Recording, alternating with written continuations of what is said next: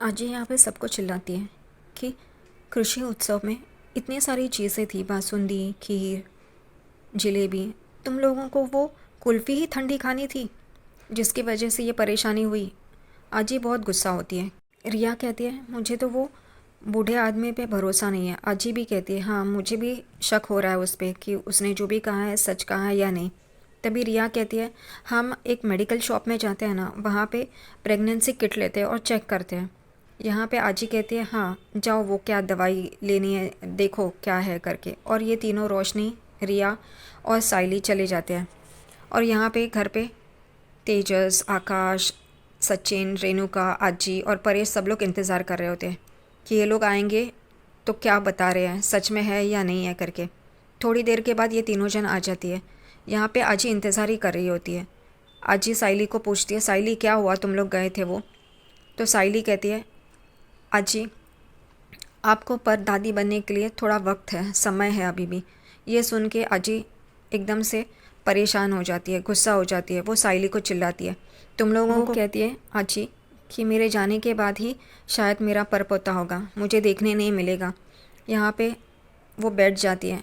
उसी के पास परेश भी बैठ जाता है। उसे कहता है ऐसा नहीं है, तू ऐसा इतने जल्दी कैसे जाएगी करके। तो वो बोलती है नहीं, मेरे जाने के बाद मेरे परपोते को मेरी तस्वीर दिखा देना और कहना ये तुम्हारी परदादी थी करके। यहाँ पे परेश उसे सहारा दे रहा होता है, संभाल रहा होता है, लेकिन आजी वो बहुत गुस्से में होती है, परेशान होती है। उसे बहुत दुख होता है कि वो अब परदादी नहीं बनने वाली। यहाँ पे सचिन ये सारी बातें देखता है और वो आजी के पास आता है और उसे कहता है किसने कहा तू नहीं देख पाएगी, तू देख पाएगी, चिंता मत कर। तू परपोते क्या उनके भी परपोते को देख पाएगी। तू तो एकदम यंग है ना, जवान है। और सब लोग हंसने लगते हैं। आजी भी हंसने लगती है। सचिन ने आजी का मूड ठीक कर दिया है। और यहाँ पे आजी सचिन के पास देखती है और उसे प्यार करती है, उसके गाल को चूमती है।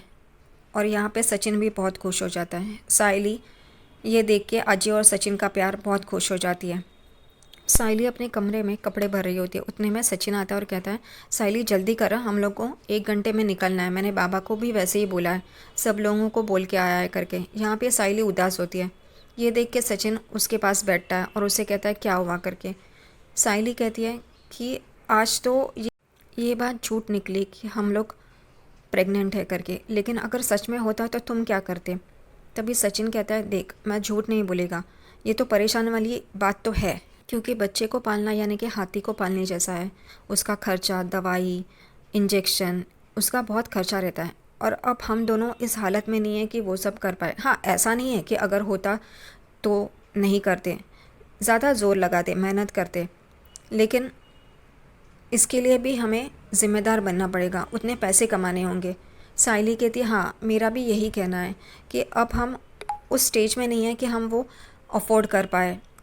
वो बताती है कि उसकी माँ और उसके पिताजी उन तीनों को यानी कि साइली, जूही और बाड़ू को पालने के लिए अपनी ज़रूरतों को मारते थे।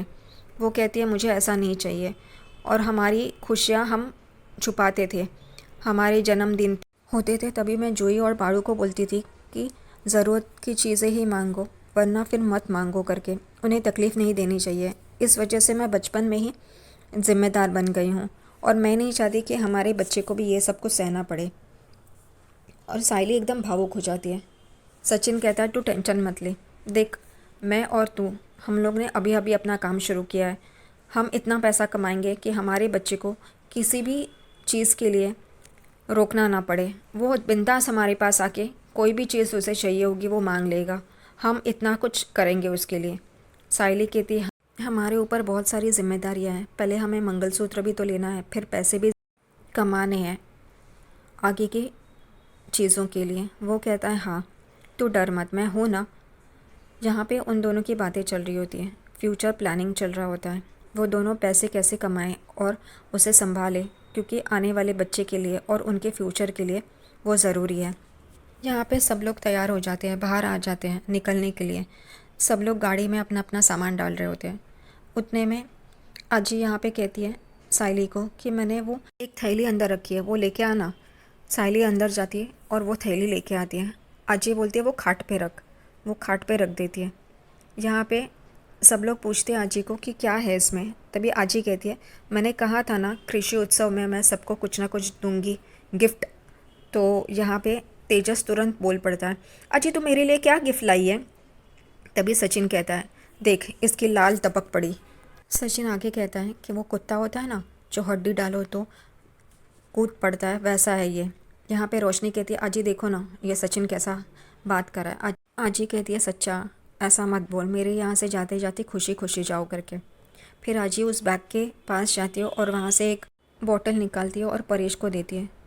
परेश कहता है, इसमें क्या है। तो आजी कहती है, नींबू का अचार, तुझे अच्छा लगता है ना, इस वजह से मैंने नींबू का अचार तेरे लिए लिया है। यहाँ पे ये देख के परेश बहुत खुश हो जाता है क्योंकि उसे नींबू का अचार, वो भी आई के हाथ से, बहुत अच्छा लगता है, पसंद आता है उसे। इस वजह से वो खुश होता है। यहाँ पे आजी कहती है, लेकिन तू ये पूरी की पूरी बोतल एक साथ ख़त्म नहीं करेगा साइली, इस पे नज़र रख। यहाँ पे परेश कहता है कि मैं क्या छोटा बच्चा हूँ एक साथ ये बोतल ख़त्म करने के लिए। तभी आजी कहती है, तेरे मुंह में अभी मुझे पानी दिखाई दे रहा है और मुझे पता है तो बचपन में ये एक बोतल कितनी फटाफट ख़त्म करता था। यहाँ पे दोनों की ऐसी मीठी मीठी बातें चल रही होती है और सब लोग ये देख रहे होते हैं। आजी फिर थैली से दूसरी बोतल निकालती है और रेणुका के पास आती है और रेणुका को देती है, ये तेरे लिए करके। वो देखती है तो वो शहद होता है। आजी कहती है, ये शहद है। तो रेणुका कहती है, शहद, ये क्या दे रही हो आप, छी, मुंबई में तो ये चप्पे चप्पे पे मिलता है। आजी हंसती और कहती है, हाँ मिलता तो होगा ना, उसमें कौन सी नई बात है, लेकिन ये शहद मैंने तुझे इस वजह से दिया है कि तू अपना नीम जैसा मीठा मुंह बंद रखेगी और ये शहद उसे मीठा कर देगा। साइली को जाते ही तू उल्टा सीधा बोलने वाली है, इस वजह से मैंने ये तुझे दिया है कि तेरा मुंह मीठा रहे, ज़बान मीठी रहे। और रेणुका गुस्से से साइली को देखती है और यहाँ पे सचिन कहता है, एक नंबर आजी, क्या मस्त बोली है तू।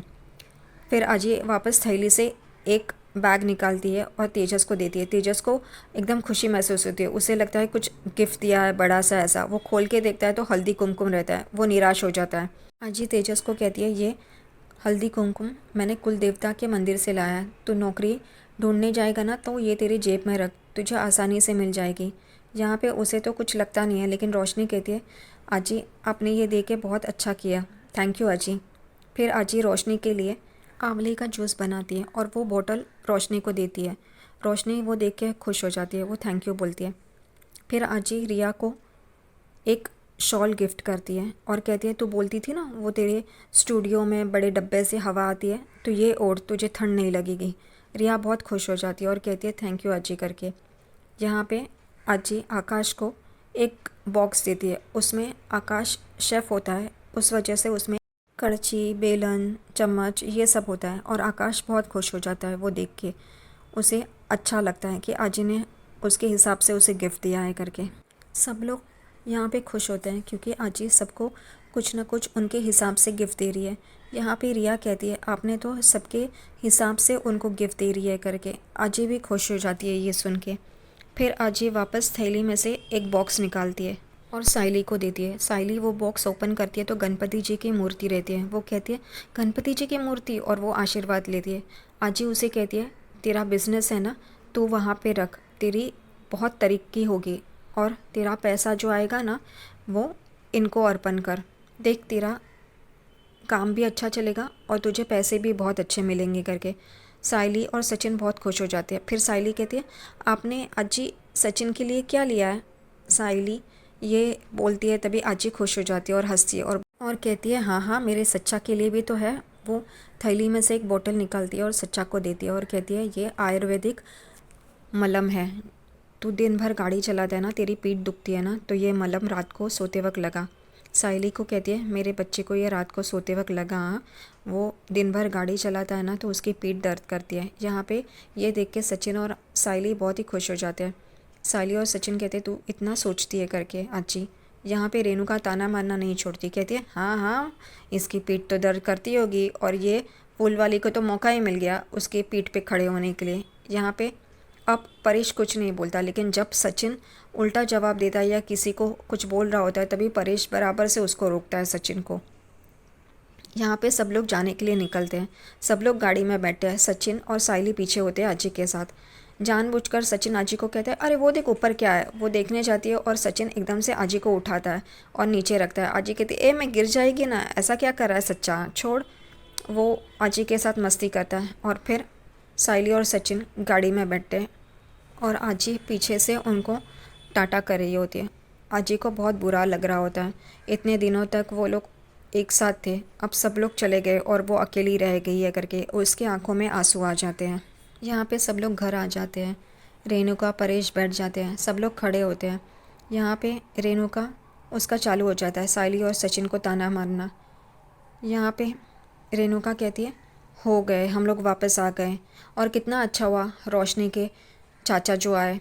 तभी यहाँ पे परेश कहता है, तू इतनी खुश क्यों हो रही है, तुझे वो चाचा है इसलिए खुश है, हम लोग कृषि उत्सव में गए थे वो तुझे अच्छा नहीं लगा। तो वो कहती है, ऐसी बात नहीं, लेकिन कुछ लोगों को दर्द हो रहा था ना कि इसके चाचा आएंगे या नहीं। ये रेणुका साइली और सचिन को देख के बोल रही होती है। यहाँ पे आकाश और रिया को पसंद नहीं आता। यहाँ पे रेणुका रिया को कहती है, आजा बैठ, हम लोग चाय पीते हैं। तभी रिया कहती है, नहीं, आई एम सो टायर्ड, मैं जाके सोती हूँ। आकाश भी वही कहता है कि हाँ मुझे कल होटल जाना है तो मैं भी सोता हूँ करके वो दोनों चले जाते हैं। यहाँ पे तेजस बिन काम का बंदा कहता है, मुझे बहुत आलस आ रहा है, मेरी चाय ना आई तो अंदर ही भिजवा दे। ये तो बड़ा सेठ ही है ना। तेजस और रोशनी भी अंदर चले जाते हैं, लेकिन अब परेश कुछ नहीं बोलता कि ये अंदर चाय भिजवा दे। कौन भेजेगा, तो साइली।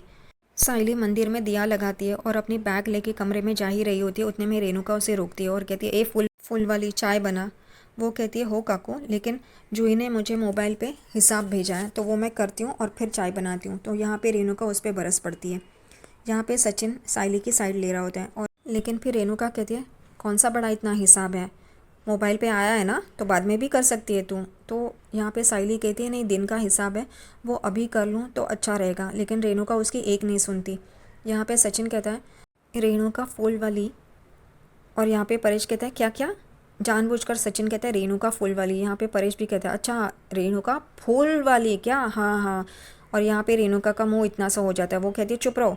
यहाँ पे साइली को कहती है, पहले जाके चाय बना करके, मैं थक गई हूँ। यहाँ पे परेश कहता है, मेरी माँ बहुत अच्छी तरह से भविष्यवाणी जानती है क्योंकि उसने कहा था तू यहाँ पे आके इन दोनों पे बरस पड़ेगी और वैसा ही हुआ। रेणुका साइली की इंसल्ट कर रही होती है, वो उसे बहुत बुरा भला कहती है और कहती है कि तू अपनी औकात देख और तू अपने औकात में रह, समझी ना, ये मेरा घर है। यहाँ पे सचिन कहता है, अच्छा तो एक काम कर, तू ऐसे माथे पे लिख, ये मेरा घर है करके। और यहाँ पे रेणुका सचिन को कहती है, तू चुप रह। और रेणुका साइली को कहती है, गांव में तूने सासूबाई के साथ मुझे बहुत तंग किया है ना, अब देख यहाँ पे ये मेरा घर है, जा अपने औकात में रह, मेरे लिए चाय बना करके। अब परेश को लगता नहीं है कि रेणुका इंसल्ट करी है, वो उसका मुंह बंद नहीं कर सकता। जब सचिन या साइली कुछ बोलते हैं तो उन लोग को चुप करवाता है। यहाँ तक कि तेजस कुछ काम धंधा करता नहीं है लेकिन उसको कुछ बोलता नहीं है, सिर्फ साइली और सचिन को वो चुप करवाता रहता है। यहाँ पे रेणुका उसके सामने साइली की इतनी इंसल्ट कर रही है, तेरी औकात नहीं है, ये नहीं है, वो नहीं है, और परेश चुपचाप सुन रहा है। क्या आदमी है ये।